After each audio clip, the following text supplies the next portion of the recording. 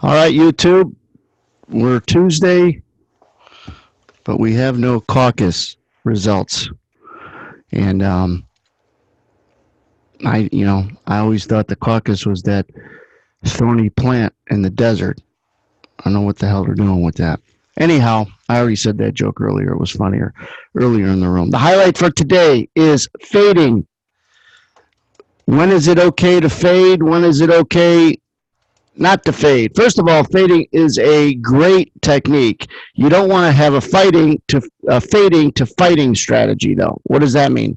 Usually, when it's a downtrend or uptrend, faders get killed if you can't adjust. All right, now you're just fighting it. But otherwise, in uptrends and downtrends, don't happen a lot. So fading is a great strategy because prices, no matter what they are, if they're moving, the more they move, the more they're going to get too cheap or too expensive. Think about that. If prices are moving, when you go to a store, prices aren't moving, right? They're on the shelf, they're stuck, they're not moving. If they were moving, that's an auction. They can get too cheap or too expensive. And our job as traders, as faders, is to find the area in the qualification when it gets too cheap, because then prices only go up when they're cheap, and they usually go down when they're deemed to be expensive. So fading takes that into account.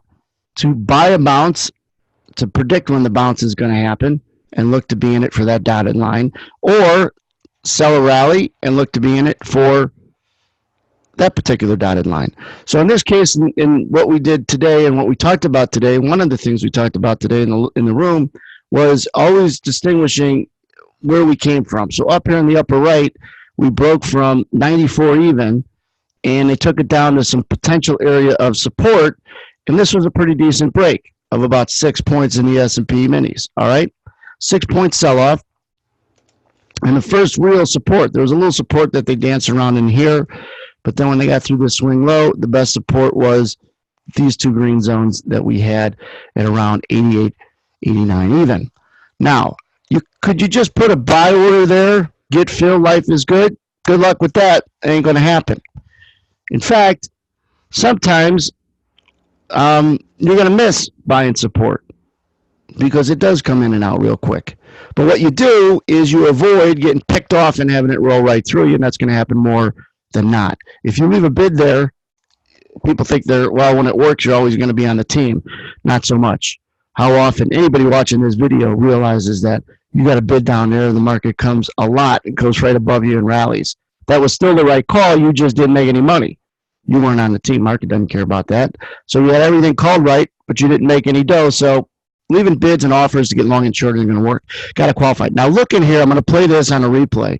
Look in here as it's bouncing between the reds that are being set right in here, which gets me cautious from buying it right away because there's some resistance it's probably going to have to deal with before it rallies.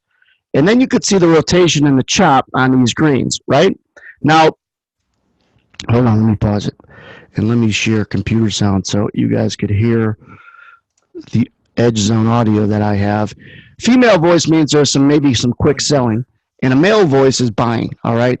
Well, I don't want to see buying in the market go up because it's usually too late. It's already went up. I want to see selling and it can't go down. Then I also want to look over my shoulder and say, have the longs previous to me had it easy or hard? Have the longs that are looking to buy this area had it easy or hard at this point? The answer is hard because look at all the time and the chop that it's had to work back and forth before it might rally. It hasn't rallied at this point. So let me pause it a second. So the point is that when you're looking to get long, it's a good question to say, have longs before me had it easy or not? And I'll do a whole webinar on this and get into detail, but in a sense, if the market's down at this X and it rallies right here real fast, have the longs had it easy or hard previous to you? Well, they probably had it easy. It went straight up. But when it's chopping sideways, and you might look to get long in this circle, you look back and say, these longs have had to deal with this chop. They're probably pretty PO'd, okay? So I don't know if we're going to hear it, but oh, you know what? It was on the other chart. God bless it. Hold on. Let's pause this. Let's stop that. It was on the footprint chart that we had. This guy right here. Let's rotate this SOB back. 89. There's this dip into support. You can see all this red's got to contend with. So it doesn't get you anxious to buy it. Let everybody else buy it, get out, buy it, get out, buy it, get out. So I want you guys to listen to this particular moment right in here at, I want to say, 89.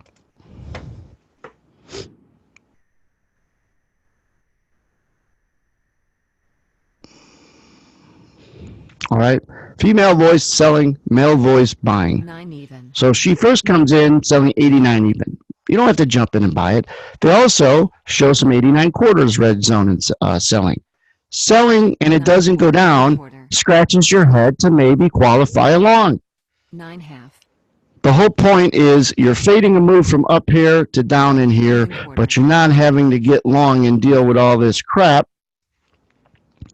because you see the crap happen. Now, you could look at it and say, well, you got a red there, never really got above it. You had a red here, yeah, it got above it. Maybe you got long in here, but the further away you are from the beginning of the chop, the more you could say, longs before me have had it tougher. They're beaten up and they're probably out. It clears the forest. It clears the trees in the forest for a path up. The reason is, if there's less longs because they had it harder, that equals less sellers above. Less sellers above, an easier path to navigate up in the discovery of price of anything. Just keep that into account, right? And you want to, obviously, a good location is always about going your way sooner rather than later and staying at or above your price, which the market does after it left this 89 even area. Kept going up, and eventually I think it made new highs. So this is real time. This is how you strip out a lot of the emotion and objectively qualify in real time and how you read order flow. Don't ever get caught into thinking that I got to read order flow. I hate when people say that. I got to read price. I got to read order flow. What does that mean? Read order flow. It's too general. You got to get down in the cockpit. Talk about what's on the instrument panel. I got to fly a plane. It's like, I got to read order flow. What do you mean you got to read order flow? What are the questions you're asking yourself? So the trading room that we do every day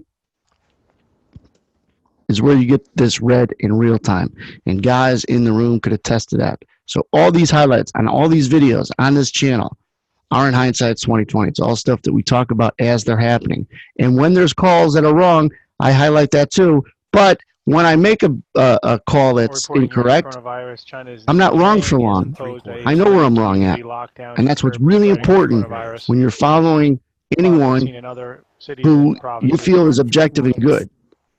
They're never going to be right all the time, but how long are they wrong?